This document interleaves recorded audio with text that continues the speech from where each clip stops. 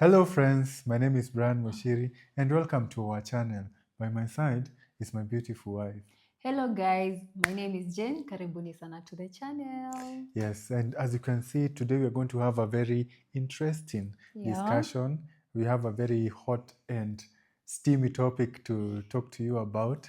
And the producer is none other than Jen.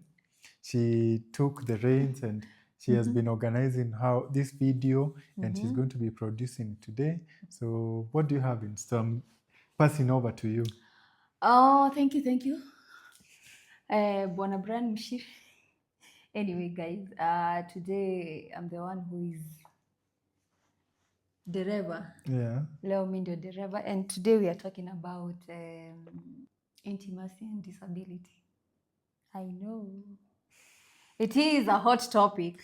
Yeah. And to start, I want Brian to tell us a little about intimacy, what it means to him, Yeah. and how it has changed since you got the injury. Oh, we are going right into it. Right, no wasting time. So what does intimacy mean to me and how has it changed since the injury? Yeah. Intimacy for me right now, as a married man, I feel like intimacy is just any activity that can get me closer to you, not only physically, Yeah. but to make me understand you much better, to help me as we are getting closer to also improve myself as a person, because I have found that oftentimes when you stay with one person for a long time, they make you aware of certain things or certain behaviors that you have that you might need to change, or certain ways that you might want to improve. And I feel like intimacy makes that possible. So intimacy for me is anything, doing any activity that brings me closer to you, and by proxy helps me become a better person. And that has changed a lot from how it was in the past, because in the past before the injury, I was 19 years old. I was arguably at my prime, and I thought intimacy was all things physical. And yeah, that has really, how the tables have turned. Nice. Do you have to answer? Will you be answering the questions or it's just me? You. Okay. It's your video. I'm not going to. Your self-confidence and identity in terms of intimacy. My self-confidence and identity.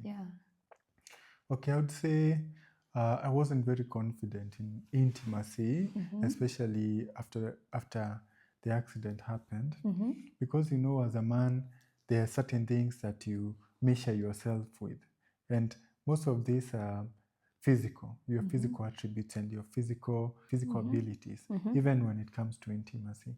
So when you lose all that, when you're not able to do certain things to your partner, you feel like, do I still qualify to be a man? Because manhood, most people derive manhood, a lot of their manhood, from how they are able to relate with their partners physically.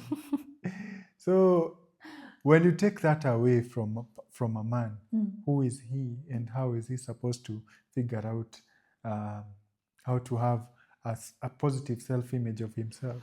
So for me, it took some time to get to that place, but I think what helped me was to trial and error, and just understanding that this is part of the experience, and sometimes you're going to try certain things and they're not going to work out, and you just learn from them. Yeah, kweli. Yeah. How long did it take you for you to start dating after injury? How long did it take for me to start dating? It took quite a while, like serious dating, because I went through a moment there where I wanted to act like I didn't have a disability, which I don't know if other people who are in similar situations can relate, but I was trying to portray like, oh, I'm not disabled, I can do everything like any other man. But as I am saying all those things, I am bedridden and I need help with absolutely everything, even feeding. I need help with that. That was early. Yeah, it was. Wanitulia. Upone kwanza. But I was in denial. Like when you are met with anything significant in life, you go through denial and everything. For me to really have a relationship, a serious one, it took a while.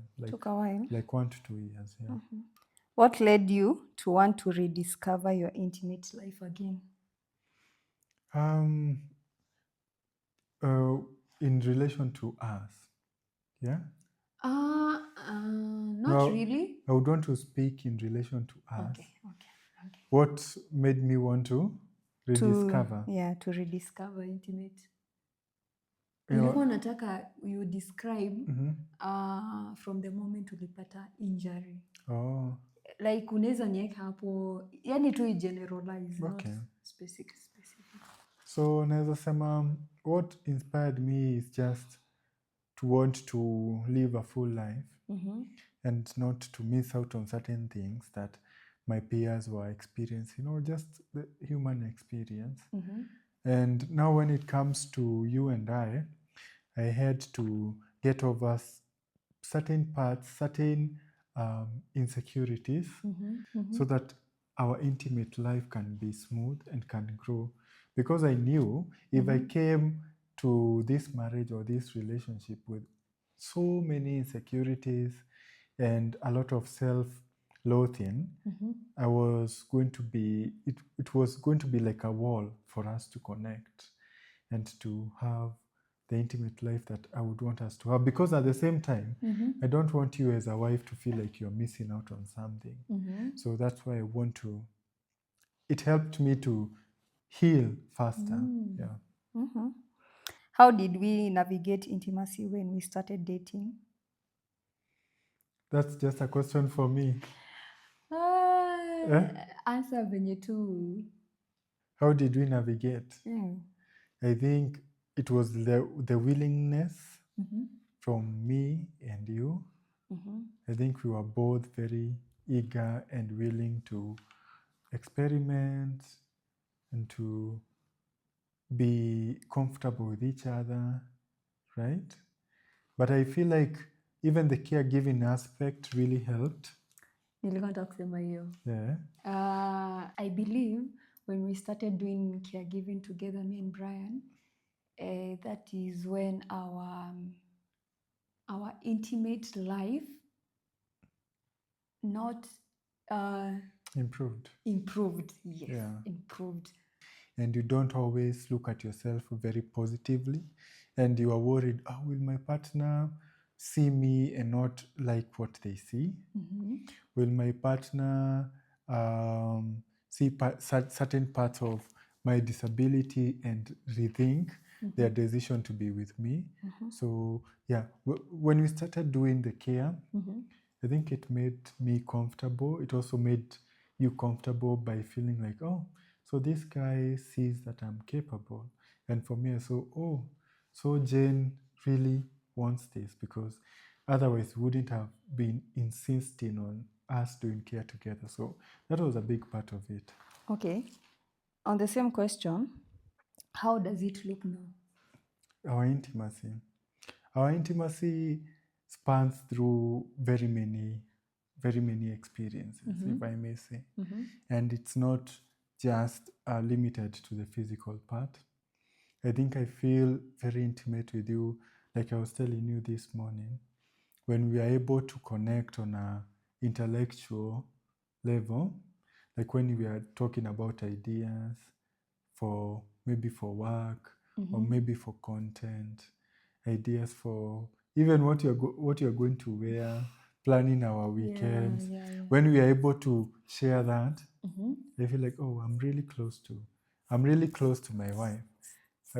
During caregiving, going back to it, I feel a lot of intimacy there.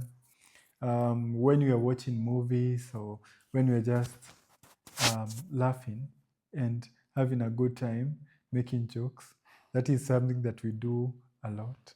So I feel a lot of intimacy during that time. And not to downplay the physical part of our intimacy. It might look different, or it does look different when you have.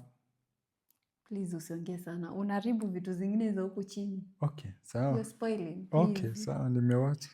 Nilikuwa nakwambia uniambie types of intimacy. Ushasema hapa zote. Okay. Does money play a factor in disability and intimacy? Oh yeah. Oh yes. I think it does a lot. Everything within the disability realm is determined by money. You need to have some money, not a lot of money. Not some money, you need to have money. You need to have money in order to live like a full and barrier-free life, you know. For you to have like a good wheelchair like the one that I'm using, a lot of money. For you to be able to make your living area wheelchair accessible, you need money. And to afford your medical supplies. Yes, for you to afford your medical supplies, you also need money. Yeah, for you to move around, for you to take your wife or for you to take your girlfriend out on a date, you need like we've been speaking just about need Ubers. Money. Ubers, the previous videos, you need a special Uber, yeah? So yeah, money does play a role. And anyone who says otherwise, they are not being truthful. The question is, do you need money or do you need a lot of money? I would say you need money. You don't need like extensive, you don't need crazy amounts of money to facilitate for your intimate life as a disabled person. Why haven't we talked about disability and intimacy on our channel or on the channel? It's a private thing. It's a personal matter. Personal matter that you don't speak about unless or until you feel like you want to. Yeah. Not because they are pressures from. When you feel you are ready. Yeah, when you feel you are ready. Yeah. And that's why I wanted you to take charge of this video so that you can guide the conversation the way that you are going to be comfortable. Even though I'm the only one who is speaking, but maybe we can do another one where you are also going to be sharing your thoughts. I will share, babe. Yeah. How much time do we spend together? You and I? Yes. We spend all the time together. 90% or 99%? Maybe 98%. 98%. The only time when we come back to the house, we give each other some room. We spoke about it and we talked. We decided that once we get into the house, because everyone is tired from the day's work, you go to the bedroom, I stay in the sitting room, and we can decompress in our own ways. Or I go to the kitchen. Yeah. Brian to sitting room. Yeah. We have parted ways. Yeah. So I think it's important to also have your time. Your own time. Your own time to sit with your thoughts without your partner being there, just for you to decompress. Yeah. Okay. What does intimacy mean to you? Me, I will describe it this way. I will say, for us, spending time together can be cooking, can be watching, can be caregiving, can be anything, as long as we are together. Because if we are together, guys, just know we will be either be touchy, flirting. Sorry, disclaimer, guys. Is this the same shy girl? We can be doing anything and everything. Yeah. And hapo katikati tunarusha tu maneno. Yeah. Yeah, and I think it's signs of a healthy relationship when you're not afraid to show or to express intimacy or affection to your partner. And because the reason why people always ask us about our intimate life is because, first of all, they think that it is not fulfilling for you especially.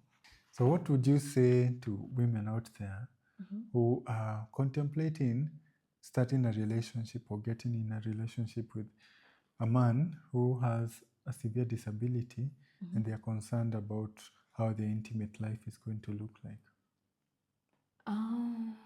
The first advice I will give me, before entering the relationship, make sure that you are attracted to them, you love them like genuinely. Hiyo ndio njia ya kwanza for you to for intimacy to be what?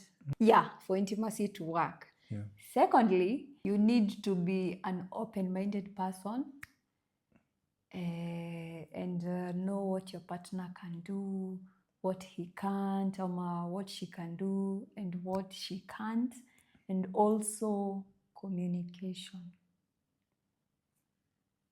Muongee, muelewane, muone what will work for you and what will not work for you. Yeah. Sindio? I think you've open-minded, said it perfectly. What else? Communication. Communication. And also be understanding. Yeah. Yes. Yeah, and don't be afraid to speak your mind. And don't be afraid to try also. Yeah, don't be afraid to try. Actually, what keeps, and again, we are not experts, but yeah, we are not. What has helped us is just keeping that sense of adventure alive, trying new things, drawing from other people's experiences and trying to do what they are doing to see what works for you guys and what doesn't. So don't be afraid. Don't be stuck to your ways. Like she said, have an open mind and be willing to try one or two new things. You never know. You never know. Yeah. Yeah. And I give my husband the Nini back.